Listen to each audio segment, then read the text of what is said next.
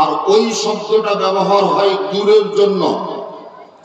আমি ইসলামের ইতিহাসে যা পড়েছি তাতে মক্কাতে নবী মুহাম্মাদের জন্ম, মদিনায় হিজরত করে যাওয়ার পর 10 বছর পরে তার ইন্তেকাল, তিনার মদিনাতেই সমাধি বা কবর বা রওজা বা মাজার। ভারতবর্ষ থেকে মদিনা অনেক দূরে, অত দূরের লোককে সালাম দিতে গেলে এই না বলে ওই বলা দরকার, ইয়া নবী না বলে জালেকা নবী বলতে হতো। আমাকে থিওরি দেখাচ্ছে, আমি দেখলাম আগে কোরআনও বুঝাতে পারবো না, আর হাদিস তো বুঝবেই না। মোবাইলের প্রচলন হয়ে গিয়েছিল, বললাম ভাই আপনার কাছে মোবাইল আছে? তো হ্যাঁ আছে। জানতো মোবাইলটা নিলাম, জিজ্ঞাসা করলাম সিমটা কোন কোম্পানি? তো যে এয়ারটেল। এয়ারটেল কোম্পানির টাওয়ার কোথায় আছে? তোর গ্রামেরই পাশে, গ্রামের শেষ দিকে ছিল টাওয়ার, লম্বা দেখা যাচ্ছে। ওই দেখে ওই কোটি, ওইটাই হচ্ছে এয়ারটেলের টাওয়ার। আমি বললাম কই? ওই। আবার রিপিট করলাম কই? তো ওই। আবার রিপিট করলাম কই? তো ওই। বাস ঝামেলা শেষ। মোবাইলটা একটু লাড়াচাড়া করলাম, যে বললাম যে আপনার মোবাইল, এই তোমার মোবাইল থেকে আমার ফোন করা হবে না। বুঝলে কেন? বললাম যে তোমার মোবাইলে টাওয়ার নাই। টাওয়ার নাই মানে? বলি হ্যাঁ না, তুমি দেখো টাওয়ার নাই। মোবাইলটাকে নিয়ে সুইচটাকে খুলে অন করে এই তো টাওয়ার। ওই যে ছোট ছোট দাগ পালা আছে, দাগ দেওয়া আছে। ওই যে এই। আমি আবার রিপিট করলাম কই? তো যে এই। কই? তো যে এই। কই? তো এই। আমি বললাম যে কেমন শিক্ষিত লোক তুমি? এটা কিসের টাওয়ার? তো যে এয়ারটেলের। আমি একটু আগে তোমাকে প্রশ্ন করলাম এয়ারটেলের টাওয়ার কোথায়? তো তুমি বললা ওই। আবার মিনিটের মধ্যে ব্রেনকে ঘুরিয়ে বলছো এই।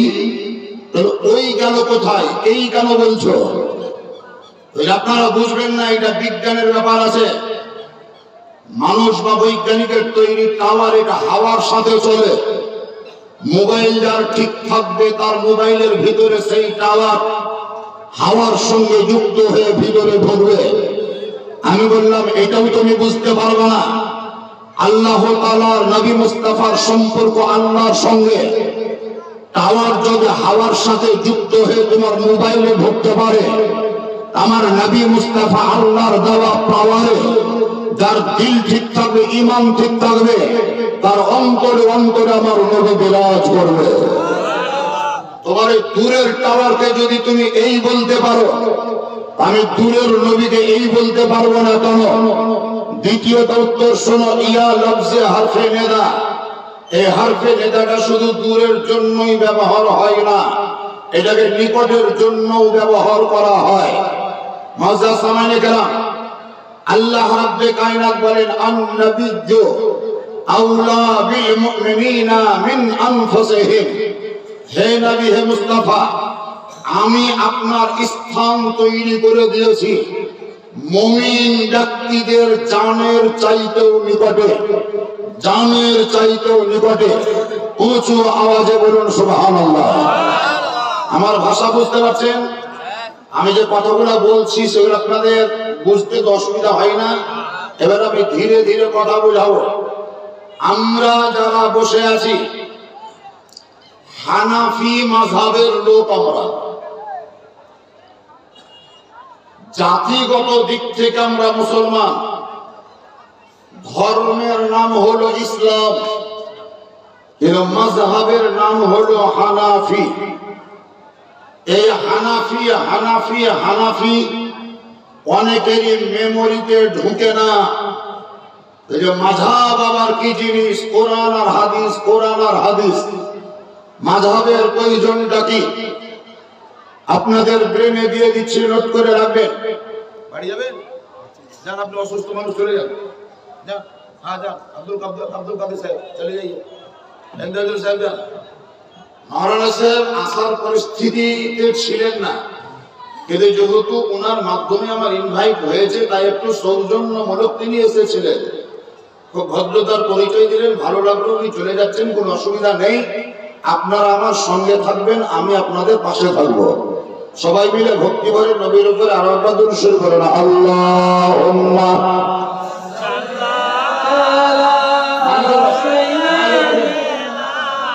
মাওলানা মুহাম্মদ ওয়া আলা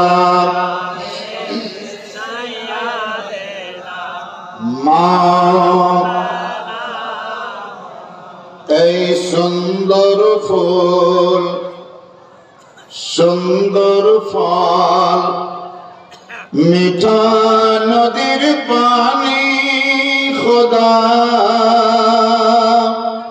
তোমার মেহেরবানি।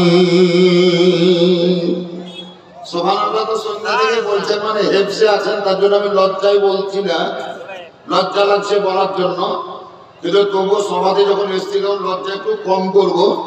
আরো একবার জোরে মহব্বতে বলে দিন সুবহানাল্লাহ। আর সবাই মিলে পারলে জোরে জোরে উঁচু আওয়াজে আমার সঙ্গে বলুন, খোদা তোমার মেহেরবানি। এই বাক্যটা শুধু করবেন, খোদা তোমার মেহেরবানি, জোরে জোরে। এই সুন্দর ফুল সুন্দর ফল মিঠা নদীর পানি খোদা তোমার মেহেরবানি খোদা। আর একটু ঝাঁপ ধরিয়ে দেন, তাহলে ওদিকের আওয়াজটা আসবে না। এই সুন্দর ফুল সুন্দর ফল মিঠা নদীর পানি খোদা খোদা তোমার মেহেরবানি।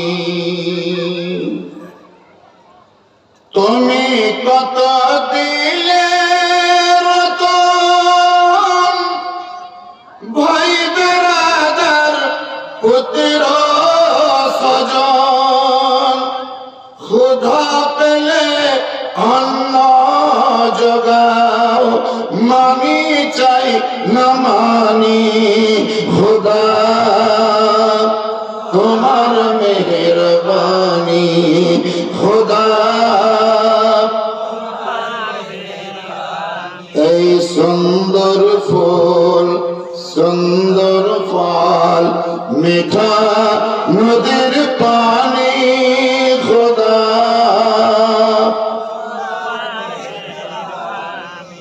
খোদা তোমার হুকুম তরক করি আমি ক্ষতি পাই,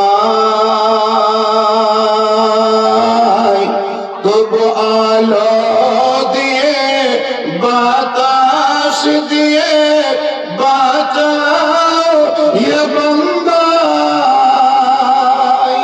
সুবহানাল্লাহ। শ্রেষ্ঠ নবী দিলে মোরে তরিয়ানিতে রোজ হাসরে, পথ না ভুলি তাই তো দিলে পাক কোরআনের বাণী খোদা তোমার মেহেরবানি খোদা তোমার মেহেরবানি।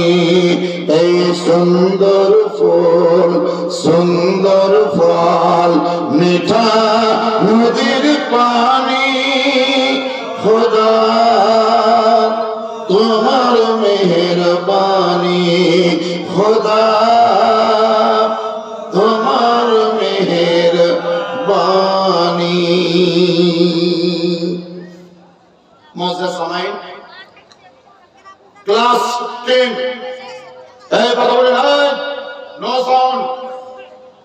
ক্লাসরুমে থাকাকালীন কোনো কথা চলবে না। ক্লাস 10 10 ক্লাস, এই ক্লাসের পরীক্ষা হবে 2025 সালের ফেব্রুয়ারি মাসের 10 তারিখ থেকে শুরু।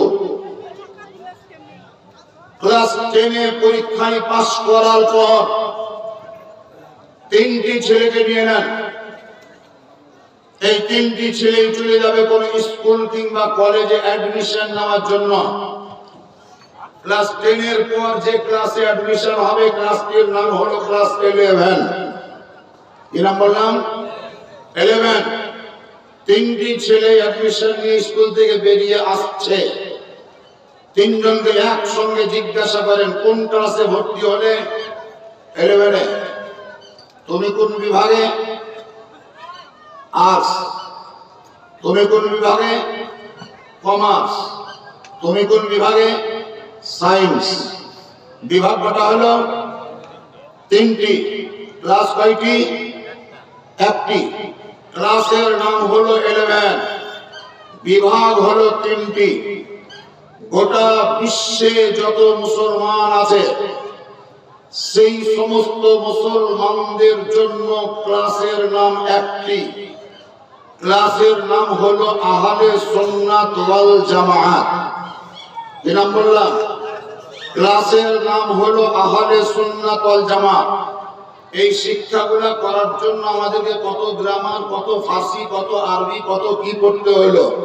কিন্তু আপনাকে আমি 1 ঘন্টার মধ্যেই ওই 14 বছরকার পড়ার অভিজ্ঞতা ঢেলে দিব। খুব কঠিন সাবজেক্ট, কিন্তু তবু আমি চেষ্টা করছি বুঝাবার জন্য।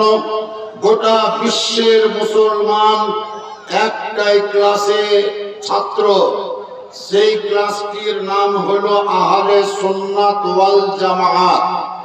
ক্লাসের নামটা খুব বড়, এই কারণে আহলে সুন্নাত শব্দটি থাকার জন্য এই সুন্নাত শব্দকে কেন্দ্র করে মুখাফফাফ নাম, ছোট নাম হলো সুন্নি। কি নাম বললাম? সুন্নি। আহলে সুন্নাত ওয়াল জামাত এটা বড় নাম, আর সুন্নি হলো ছোট নাম। ছোট নাম সুন্নি। আহলে সুন্নাত ওয়াল জামাত একটাই ক্লাস। এবার চলুন আমার পয়গম্বর আকা মুস্তাফার নিকটে যাব। নবীর চাইতে বড় আল্লাহর পরে আর কেউ নাই। নবীর কথার বাইরে আর কাউরির কথা মানা চলবে না। নবীর কথার উপরে কাউরির কথা চলবে না। নবীর কথা যেখানে পেয়ে যাবে তখন কোনো নেতা মন্ত্রীর কথা শুনবো না, বাপেরও কথা শুনবো না, মায়েরও শুনবো না, কোন পীর সাহেবের শুনবো না, কোন জজের, ব্যারিস্টারের নয়, কোন প্রফেসরের নয়, ইঞ্জিনিয়ারের নয়, ঐতিহাসিকের নয়, ফিলোজফারের নয়, রাষ্ট্রবিজ্ঞানীর নয়, বাংলা সাহিত্যের ইতিহাসের যারা জনক তাদেরও চলবে না। বাংলা গ্রামার যারা তৈরি করেছে তাদের কথা এই জায়গায় চলবে না। আমার নবীর কথা হলো শেষ কথা। আমার নবীর কথা হলো শেষ কথা। সেই নবী মুস্তাফা মক্কাতুল মুকাররমায় রবিউল আউয়াল চাঁদের 12 তারিখে, এপ্রিল মাসের 21 তারিখ 570 খ্রিস্টাব্দে সোমবারের দিন সুবহে সাদিকের সময় পিতৃকুল থেকে মাতৃগর্ভে পদার্পণ করে সুবহে সাদিকের সময় এই দুনিয়াতে পদার্পণ করেছিলেন যে নবী মুস্তাফা লম্বা 40 বছর মক্কাতুল মুকাররমায় বিরাজ করেছিলেন। 40 বছর পর নবীর প্রতি একটি কিতাব অবতীর্ণ হলো। কিতাবটির নাম হলো আল কোরআন। কি নাম বললাম? আল কোরআন। এই কোরআনের প্রথম যেটা বাক্য, গারে হেরার ভিতরে জিবরিল ফেরেশতা আমার নবীকে গিয়ে বলেছিলেন ইকরা, ইকরা। এই বাক্যটি জিবরিলের নয়, এই বাক্যটি হচ্ছে আল্লাহ। বাক্যটি কার? আল্লাহ। জিবরিলের মুখ থেকে বার হলো মানে আল্লাহ দিয়ে পাঠিয়েছেন। আল্লাহর দেওয়া বাক্য ইকরা। জিবরাইল হলো বাহক। বাহক মানে পিউন, লেটারের বাহক। পিউনের কাজ করেছে জিবরাইল। জিবরিল ফেরেশতা নবীকে বললেন, আরবি ভাষায় আল্লাহর বাক্যটি শোনালেন ইকরা। নবী তার উত্তরে বললেন আনা মা আনা বেকারি, মা আনা বেকারি। দুটোই আরবি। ইকরা হলো কোরআন, মা আনা বেকারি এটা হলো হাদিস। দুটোই আরবি, কিন্তু ল্যাঙ্গুয়েজ আরবি দুটোই। কিন্তু এটা কোরআন আল্লাহর কালাম হওয়ার জন্য, এটা হাদিস নবীর কথা হওয়ার জন্য। তাহলে ইকরা মানে পড়ো, এটা যেমন আমি বাংলাতে পেলাম মা আনাবে কারি, এরও বাংলা শিখবো, বাংলা জানবো, বাংলায় তর্জমা বুঝবো। এই বাংলায় তর্জমা করতে গিয়ে মিস্টেক করেছে পৃথিবীর অনেক জ্ঞানী গুণীরা, পদস্খলন ঘটেছে, অ্যাক্সিডেন্ট হয়েছে, তর্জমা করতে গিয়ে সঠিক তর্জমা করতে পারেনি। উর্দু ভাষায় তর্জমা লিখা যায় মা আনাবে কারি, এই বাক্যের তর্জমা আছে मैं पढ़ने वाला नहीं, मैं पढ़ने वाला नहीं, मैं पढ़ने वाला नहीं, मैं नहीं जानता, मैं पढ़ने नहीं जानता, এটা নয়, मैं पढ़ने वाला नहीं। এর বাংলায় যদি তর্জমা করেন তাহলে তার বাংলা তর্জমা হচ্ছে আমি পড়ব না, এক নম্বর। দুই নম্বর যদি তর্জমা করতে যান তাহলে এর তর্জমা হচ্ছে নবী জিবরিলকে বললেন আমি তোমার ছাত্র নই, আমি তোমার ছাত্র নই যে তোমার বলাতে আমি পড়তে শুরু করব, আমি পড়ব না, অথবা আমি তোমার ছাত্র নই। এটা হচ্ছে নবী মুস্তাফার শানের উপযুক্ত কথা। কিন্তু কেউ যদি তর্জমায় গিয়ে বলে নবী বললেন মা আনাবে কারি, এর বাংলা তর্জমা হলো আমি পড়তে জানি না, বলেন এটা নবীর শানের খেলাফ হলো না? হলো না? জোরে বলেন, শানের খেলাফ হলো না? হলো না? আপনাদের গ্রামের একজন প্রফেসর, সুবহানাল্লাহ, খুব জলঙ্গি কোন এক মহামায়া বিদ্যালয়ের একজন প্রফেসর, যিনার নাম ডাক নাম লালটু, ভালো নাম আমি জানি না। তিনি কলেজে পড়ান, আমি মাদ্রাসায় পড়াই, কেউ প্রাইমারি স্কুলে পড়ায়, কেউ প্রাইভেট পড়ায়, কেউ হাসপাতালে পড়ায়, কেউ হাই স্কুলে পড়ায়, কেউ মহাবিদ্যালয়ে পড়ায়, কেউ ইউনিভার্সিটিতে পড়ায়, কেউ তো আপনার বাড়িতেই পড়ায়। যারা অ আ হস্তই দীর্ঘই পড়াচ্ছে তাদের কেউ অমূর্খ বলা চলবে না, নিরক্ষর বলা যাবে না। তাহলে যে নবী আকা মুস্তাফা গোটা বিশ্বকে পড়াবার জন্য এসেছেন, গোটা বিশ্বকে শিক্ষা দেওয়ার জন্য এসেছেন, যে পয়গম্বর গোটা বিশ্বের টিচার, যে মুস্তাফা সমগ্র জগতের মাস্টার, যে নবী মুস্তাফা ফেরেশতাদের মাস্টার, যে নবী মুস্তাফা নবী ও রাসূলদের মাস্টার, যে নবী মুস্তাফা আপনার ও আমার এক কথায় সমগ্র জগতের মাস্টার, সেই নবীকে নিরক্ষর বা মূর্খ বলা চলবে না। আর সেই নবী বলবেন যে আমি পড়তে জানি না, এটাকে মেনে নেওয়ার কথা? এটা মেনে নেওয়া যাবে? কোন মতেই মেনে নেওয়া যাবে না। সেই হতো কেউ যদি তর্জমা করে নবী বললেন আমি পড়তে জানি না, আপনি ধরে নেবেন ও ভুল বলছে, ভুল মেসেজ দিচ্ছে, ও ভুল পথে আছে, পথ ভ্রষ্ট নিজেই, সেহেতু তার দ্বারাই কেউ পথ পেতে পারে না। কেউ যদি নবীকে নিরক্ষর বলে আপনি জেনে নেবেন ও পথ ভুলে বসে আছে, পথভ্রষ্ট হয়ে আছে, নিজেই গুমরাহির পথে চলছে, ওর দ্বারাতে কোন লোক পথ প্রাপ্ত হতে পারে না। কেউ যদি নবী মুস্তাফাকে নিরক্ষর বলে তাহলে আপনি জেনে নেবেন ও পথভ্রষ্ট হয়ে আছে, ওর দ্বারাই সমাজের লোক পথ প্রাপ্ত হতে পারে না। এক কথায় যে অন্ধকারে বাস করছে সে কোন লোককে আলো দেখাতে পারে না, ওর কাছেই তো আলো নাই, আপনাকে আলো কি করে দেখাবে? বলছিলাম বা সর্বপ্রথম কিতাব আল কোরআন, এই কোরআন আমার নবী মুস্তাফার উপর অবতীর্ণ হলো। সেই নবী মুস্তাফা 53 বছর বয়স পর্যন্ত মক্কাতুল মুকাররমায় থাকলেন। মক্কাতুল মুকাররমায় থেকে আল্লাহর আদেশ প্রাপ্ত হয়ে তিনি আবু বকর সিদ্দিককে সঙ্গের সাথী বানিয়ে গাড়ে সুরে 3 রাত্রি 3 দিনের জন্য আত্মগোপন করে পরবর্তীতে খোদার নির্দেশে মদিনাতুল মুনাওয়ারায় চলে গেলেন। ওই পয়গম্বর আকা মুস্তাফা আহমদ মুস্তাফা নবী মুহাম্মদুর রাসূলুল্লাহ, সবাই জোরে পড়ুন সাল্লাল্লাহু তাআলা আলাইহি ওয়াসাল্লাম। ওই পয়গম্বর আকা মুস্তাফা মদিনার মাটির নিচে আছেন, মদিনার মাটির নিচে আছেন। এক কথায় মদিনার লোক সাহাবায়ে কেরামগণ আমার নবীকে মদিনার মাটির নিচেই দাফন করেছেন। নবীর ইন্তেকালের পর, নবীর ইন্তেকাল হয়েছে না হয়নি? জোরে বলেন, নবীর ইন্তেকাল হয়েছে। নবীর ইন্তেকাল হওয়াটা ধ্রুব সত্য, কিন্তু তারপরেও আমরা নবীকে জিন্দা জানি এবং মানি। এটা ঠিক না বেঠিক? জোরে বলেন ঠিক না বেঠিক? নবীকে আমরা জিন্দা জানি এবং মানি। বলেন জিন্দা না মরা? জিন্দা। আপনাদের সম্মুখে যে কথাবার্তা বলছি, এতক্ষণ পর্যন্ত মাইকটা জিন্দা ছিল, মাইকটা এতক্ষণ জিন্দা ছিল, সুইচটা অফ করলাম, মাইকটা মরে গেল, আবার সুইচটা অন করলাম, মাইকটা জিন্দা হয়ে গেল। আপনার দেহের ভিতরে রূহ বলে একটা পাওয়ার আছে, রূহ বলে একটা শক্তি আছে, রূহ বলে একটা স্পিরিট আছে। এটা যখন বেরিয়ে যাবে তখন আপনার দেহ মরা, আপনার দেহ জড় পদার্থ।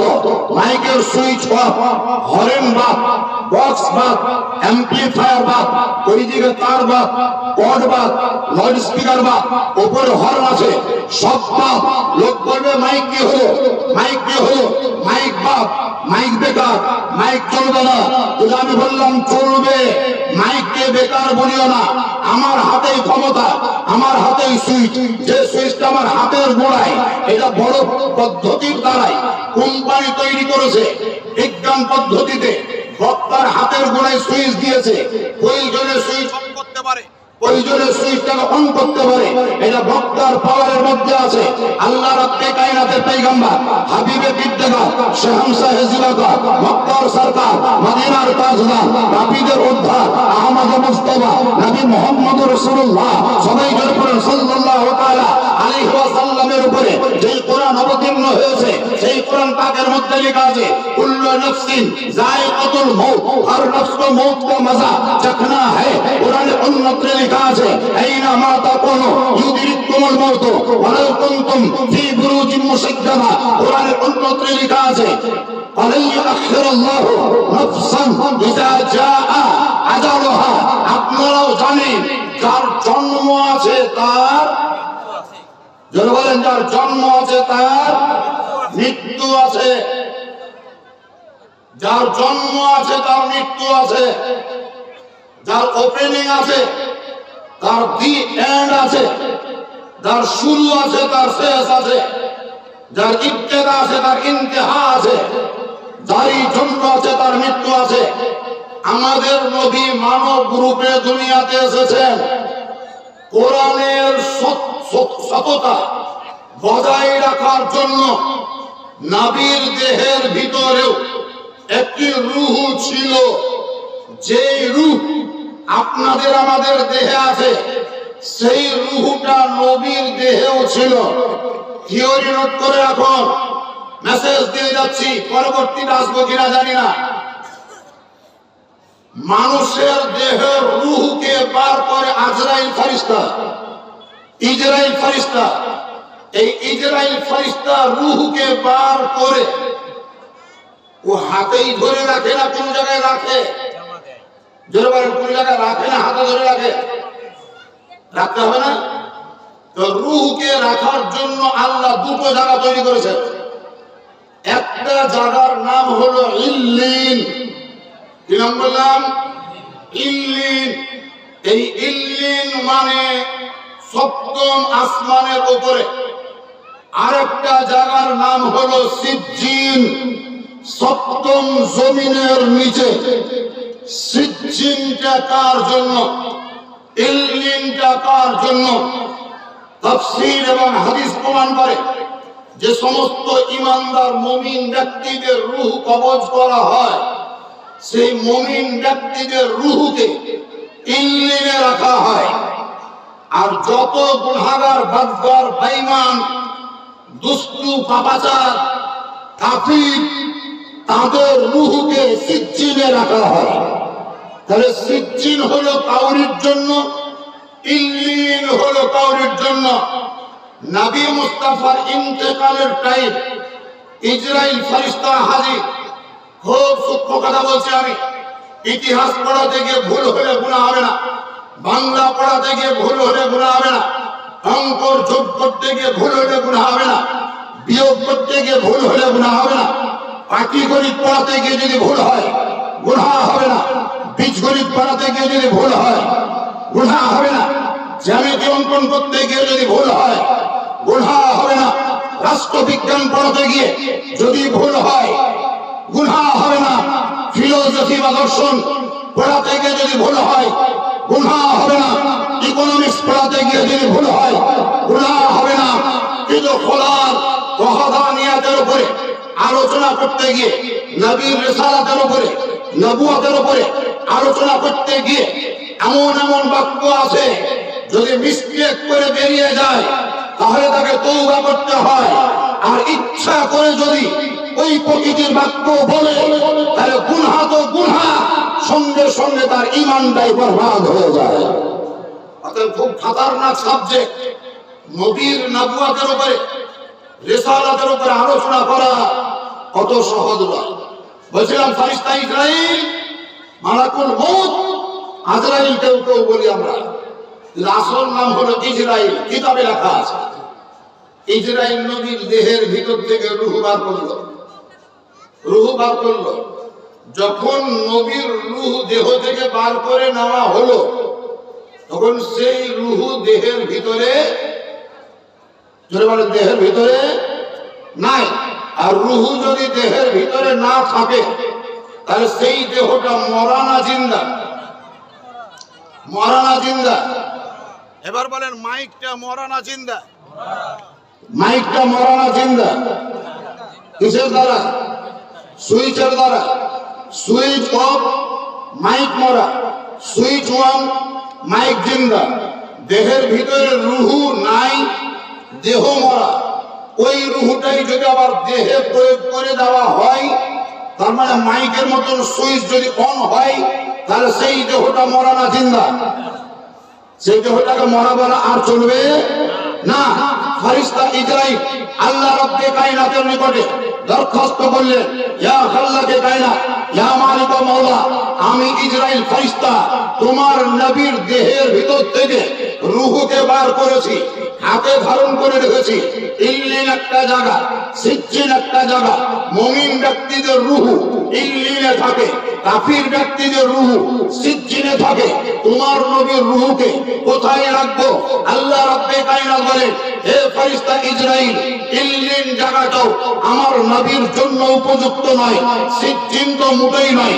আরশে আযম আমার নবী পদধূলির বাদৌলাতে পবিত্র হয়েছে।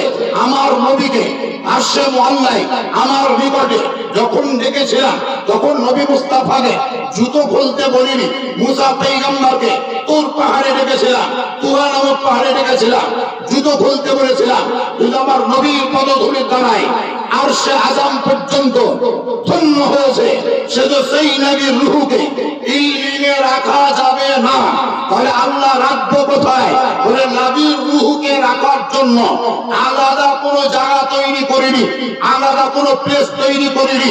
ইসরাইল তুমি এক কাজ করো, যেখান থেকে বার করেছো কোরআনের উপর আমল হয়ে গিয়েছে, মরতে হবে, ইন্তেকাল করতে হবে, এটা প্রমাণ হয়ে গেল।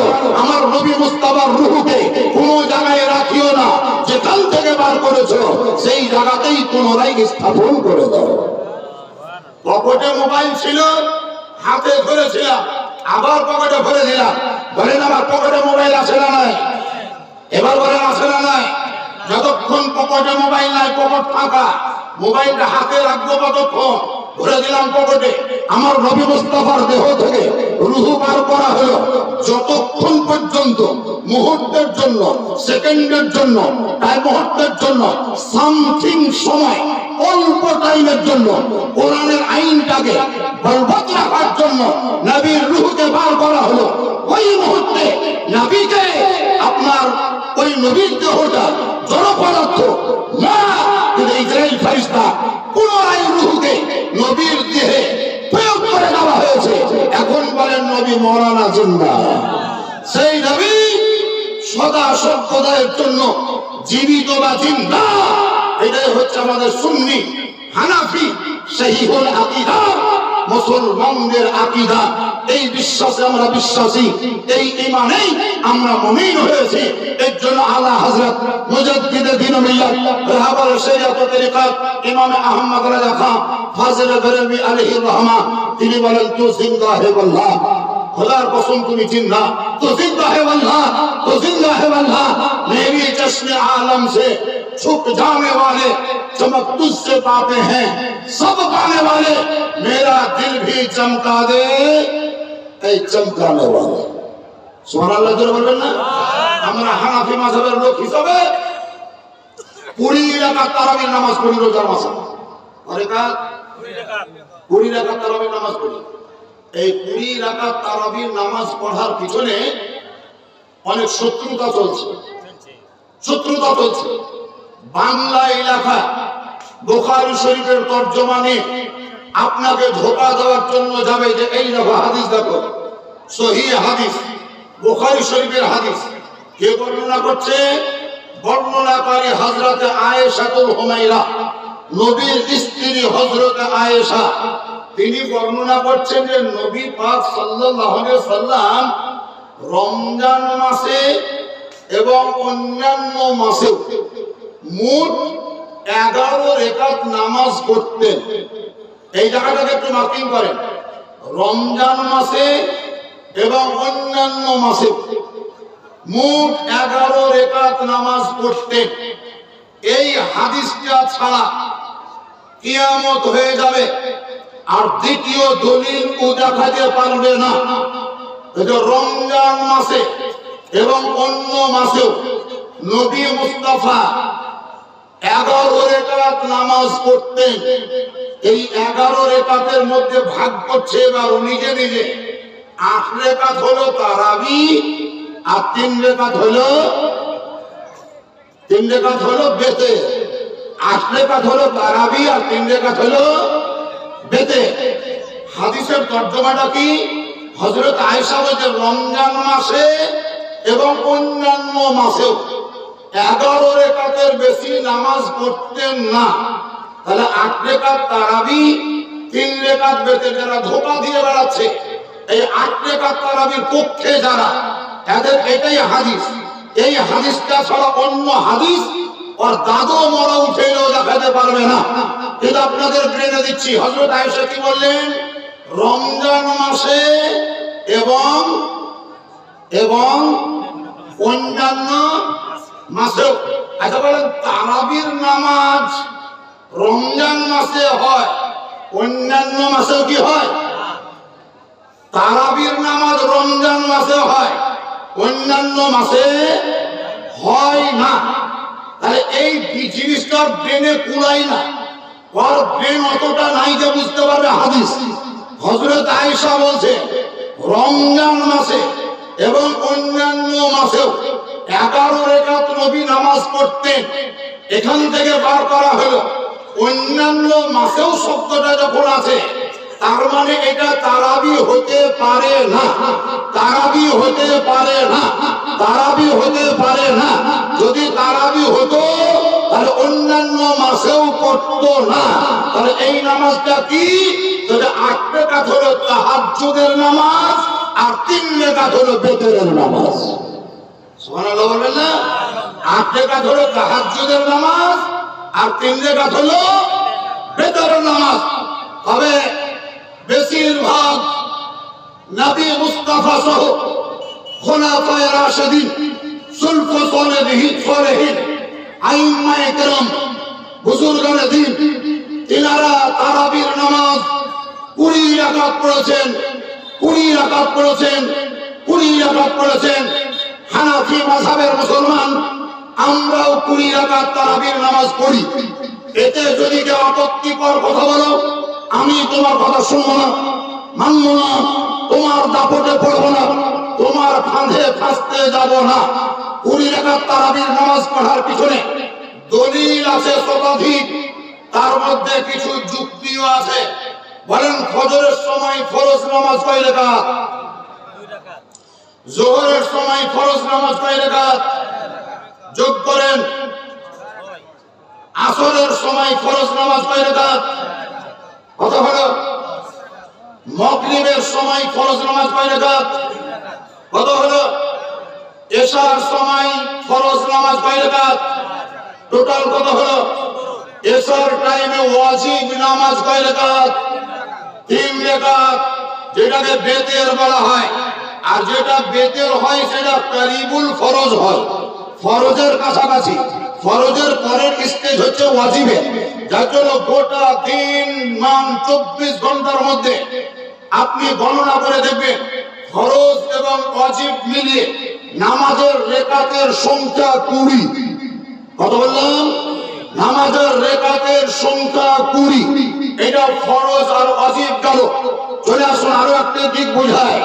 ফজরের সময় সুন্নাত নামাজ 2 রাকাত, যোহরের সময় ফরজ নামাজের আগে 4 রাকাত, ফরজ নামাজের পরে 2 রাকাত, টোটাল 6 রাকাত।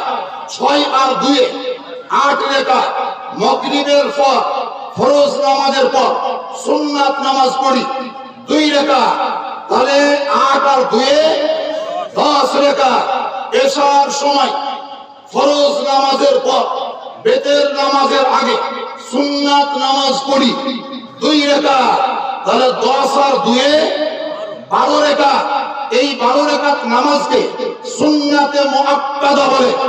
আরো আসুন আপনাকে দেখায়, আসরের টাইমে ফরজ নামাজের আগে যদি সময় পান তাহলে 4 রাকাত সুন্নাত নামাজ আছে, যেটাকে সুন্নাতে গায়র মুআক্কাদা বলে। এশার টাইমে ফরজ নামাজের আগে যদি সময় থাকে 4 রাকাত সুন্নাত নামাজ পড়তে হয়, যেটাকে সুন্নাতে গায়র মুআক্কাদা বলে।